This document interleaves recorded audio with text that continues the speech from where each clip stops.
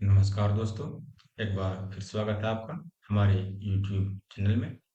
आज आपके लेके आए हैं भौतिक विज्ञान के कुछ महत्वपूर्ण प्रश्न का भाग एक, जो कि पिछली परीक्षाओं पे आधारित प्रश्न हैं। सभी प्रश्न जो हैं वो IBPS, clerk, CTET, PO, UPSC, banking, SSC जैसे तमाम एग्जामों के लिए अति इम्पोर्टेंट है। तो चलिए चलते हैं आज का पहला प्रश्न की ओर। आज का हमारा पहला प्रश्न है, वास्तविक वस्तु वास्तविक वस्तु का आभासी प्रतिबिंब बनता है। देखिए, वास्तविक वस्तु का आभासी प्रतिबिंब जो है वो किसमें बनता है? वो बनता है समतल दर्पण में। किसमें बनता है? समतल दर्पण में वास्तविक वस्तु का आभासी प्रतिबिंब। ठीक है, समतल में बनता है लेकिन वो सीधा बनता है। आभासी और कैसा बनता है? आभासी और सीधा बनता है। ठीक है, ध्यान दीजिएगा, आभासी और सीधा बनता है किसमें? समतल दर्पण में। जिन प्रश्नों का आंसर आपको पहले से पता है उसे आप कमेंट में करेंगे, तथा जिन प्रश्नों का आंसर आपको पता नहीं है उसे आप नोट कर लेंगे। चलिए चलते हैं अगला प्रश्न की ओर। अगला प्रश्न हमारा है, वास्तविक वस्तु का हमेशा सीधा सीधा प्रतिबिंब बनने वाला दर्पण होता है। देखिए, अभी तो ऊपर बताए थे, वास्तविक वस्तु का हमेशा सीधा बनता है। एक तो समतल में बनता ही है, उसके साथ साथ जो उत्तल में बनता है, किसमें बनता है? समतल और उत्तल दोनों में बनता है। समतल दर्पण तो हम लोग जो शीशा देखते हैं उसमें प्रयोग होता है, और उत्तल दर्पण जो है ये गाड़ी के साइड मिरर में, किसमें? गाड़ी के साइड मिरर में जो शीशा लगा हुआ होता है उसमें भी सीधा प्रतिबिंब ही बनता है। ठीक है, चलिए चलते हैं अगला प्रश्न की ओर। अगला प्रश्न हमारा है, वास्तविक प्रतिबिंब की प्रकृति कैसी होती है? वास्तविक प्रतिबिंब की जो प्रकृति है वो उल्टा होता है। क्या होता है? उल्टा होता है। ठीक है, अगला प्रश्न हमारा है, वस्तु से छोटा प्रतिबिंब बनता है। कौन सा दर्पण है जो वस्तु से छोटा प्रतिबिंब बनाता है? वो है उत्तल दर्पण और अवतल दर्पण। कौन कौन सा है? उत्तल दर्पण और अवतल दर्पण जो है वस्तु का छोटा प्रतिबिंब बनाता है। जैसे कि अब उत्तल दर्पण की बताए कि साइड मिरर में प्रयोग होता है, तो साइड मिरर में बहुत बहुत बड़ी बड़ी गाड़ियों को भी छोटा छोटा दिखाया जाता है। ठीक है, उससे आप इसका अनुमान लगा सकते हैं। अगला प्रश्न है, प्रकाश के परावर्तन के नियम के अनुसार, देखिए, प्रकाश के परावर्तन के नियम के अनुसार इसमें से कौन सा सही होगा? आपतन कोण परावर्तन कोण से बड़ा होगा? नहीं, गलत है, ऐसा नहीं होगा। आपतन कोण परावर्तन कोण के बराबर होगा, ये सही है। आपतन कोण परावर्तन कोण के बराबर होता है। आपतन कोण और परावर्तन कोण दोनों बराबर होता है। ठीक है, अगला प्रश्न हमारा है, समतल दर्पण द्वारा बना प्रतिबिंब सदा होता है। देखिए, सदा मतलब सदैव। समतल दर्पण जो प्रतिबिंब बनाएगा वो सदैव क्या होगा? वो सदैव सीधा होगा और आभासी होगा। Option number C. सदैव क्या होगा? समतल दर्पण जब बताएगा बनाएगा तो सीधा बनाएगा और आभासी बनाएगा। Option number C. अगला प्रश्न चलते हैं। अगला प्रश्न हमारा है, आंख में प्रवेश करने वाले प्रकाश की मात्रा को नियंत्रित करता है। आंख में जो प्रवेश करता है प्रकाश उसे परितारिका, ऑप्शन नंबर ए, परितारिका जो है ये नियंत्रित करता है। ठीक है, ऑप्शन नंबर ए। अगला प्रश्न हमारा है, सूर्योदय और सूर्यास्त के समय सूर्य का गोल दिखना। देखिए, सूर्योदय और सूर्यास्त के समय जो है गोल दिखता है। कैसा दिखता है गोल? वो दिखता है चपटा। क्या दिखता है? चपटा गोल, पूर्ण गोल नहीं होता है। सूर्योदय और सूर्यास्त के समय सूर्य जो है चपटा गोल दिखता है। ठीक है, ऑप्शन नंबर डी। अगला प्रश्न हमारा है, यदि दर्पण में बना प्रतिबिंब हमेशा सीधा आकार में वस्तु के बराबर है तो दर्पण है। देखिए, हमेशा सीधा आकार में, हाँ, और वस्तु के बराबर है, ना ही छोटा है वस्तु से और ना ही वस्तु से बड़ा है, तो क्या होगा? ये समतल दर्पण जो हम लोग सैलून में देखते हैं, बाल काटने के लिए प्रयोग किया जाता है, और घरेलू यूज में शीशा में जो बाल बनाते हैं उसमें प्रयोग होता है। ठीक है, अगला प्रश्न हमारा है, समतल दर्पण के द्वारा बना प्रतिबिंब होता है। समतल दर्पण के द्वारा जो बना प्रतिबिंब होगा निम्न में से क्या होगा? वो काल्पनिक होगा, ठीक है, वास्तविक नहीं होगा, काल्पनिक होता है और सीधा होता है, ठीक है, आभासी उसको बोलते हैं। अगला प्रश्न हमारा है, निम्न में से कौन सा पदार्थ लेंस के लिए प्रयुक्त नहीं किया जा सकता है? देखिए, लेंस के लिए क्या प्रयोग नहीं, जल का प्रयोग करते हैं लेंस में, ठीक बात है, प्लास्टिक का भी करते हैं, कांच का भी करते हैं, लेकिन मिट्टी का जो प्रयोग है ये लेंस बनाने में नहीं किया जाता है, ठीक है। अगला प्रश्न हमारा है, उत्तल लेंस की क्षमता होती है, देखिए उत्तल लेंस की क्षमता हो गई धनात्मक, क्या होगा, धनात्मक, प्लस क्या होगा, धनात्मक, ठीक है, ध्यान दीजिएगा, उत्तल लेंस जब आएगा तो उसमें आ जाएगा धनात्मक, ठीक है। अगला प्रश्न हमारा है, लेंस की क्षमता का एसआई मात्रक होता है, ये तो आप लोग को पता होगा कि लेंस की क्षमता का एसआई मात्रक जो है वो डायोप्टर में होता है, किसमें होता है, डायोप्टर, इसे डी से सूचित करते हैं, ठीक है।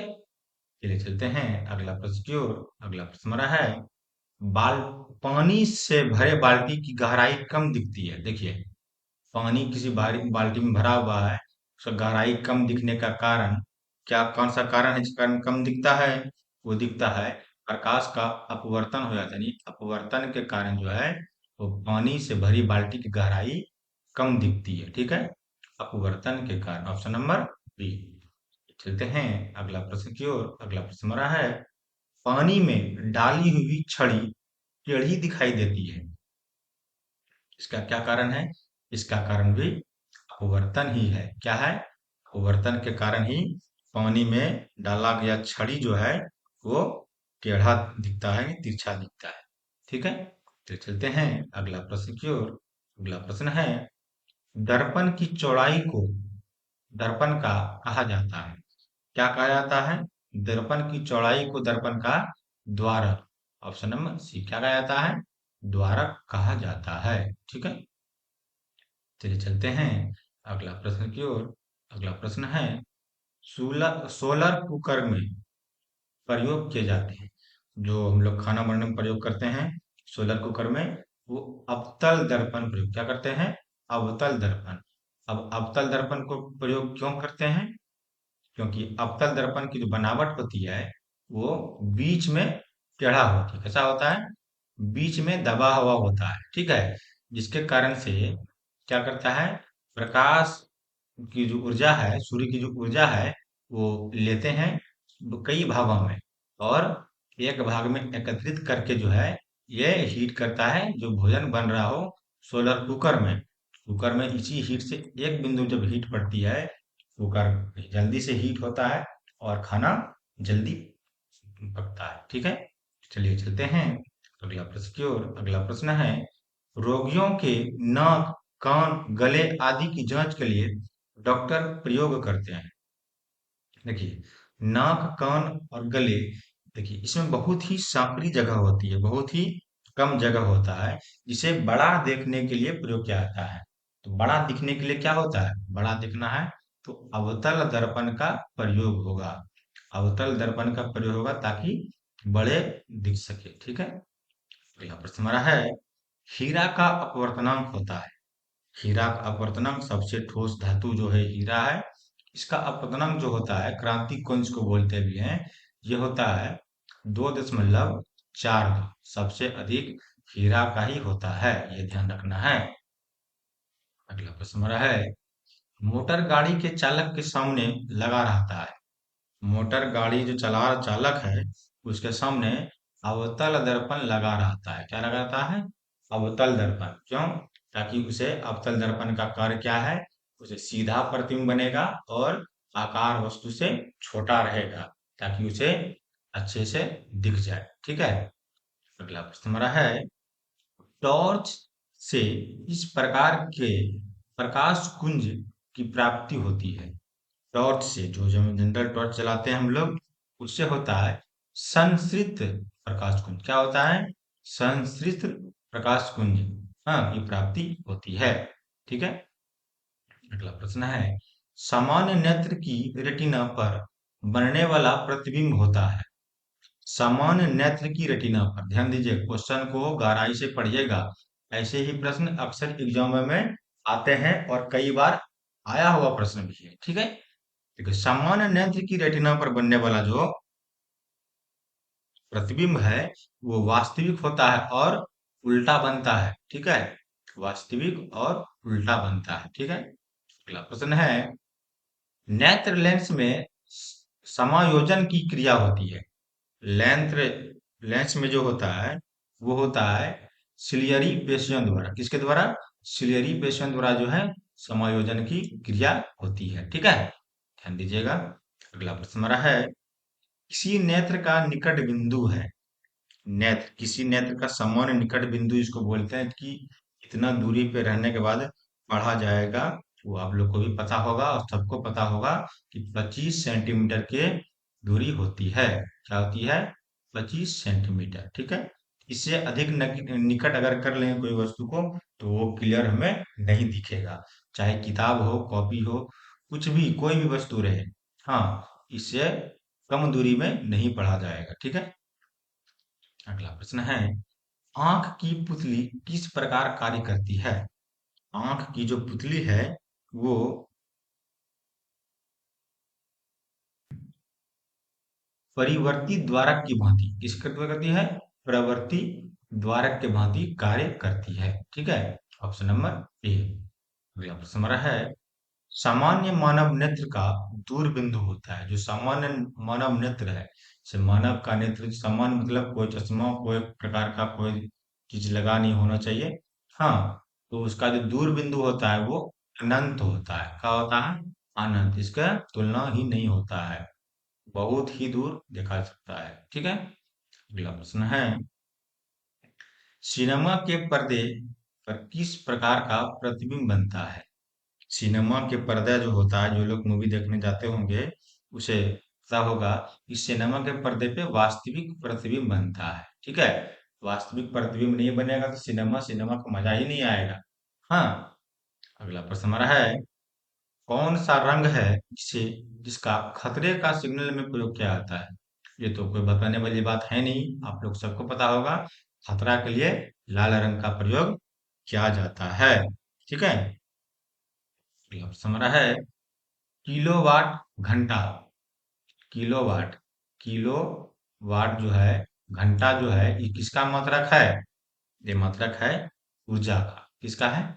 ऊर्जा का मात्रक है किलोवाट घंटा। अगला प्रश्न हमारा है, विद्युतीय बल्ब का फिलामेंट होता है। विद्युत बल्ब जो है उसका फिलामेंट जो है वो किसका होता है? वो होता है टंगस्टन का। किसका होता है? टंगस्टन का होता है। तो आज के लिए भाग में इतना ही। सभी कम्पिटिटिव एग्जाम के लिए हमारे चैनल जो कि डिस्को क्लासेस से है उसे आप सब्सक्राइब करें, लाइक करें, कमेंट करें, अपने दोस्तों के साथ शेयर करें और साथ ही बेल का घंटी दबाएं ताकि हमारा आने वाला वीडियो आपको सबसे पहले प्राप्त हो। तब तक के लिए हमें आज्ञा दीजिए। धन्यवाद। जय हिंद।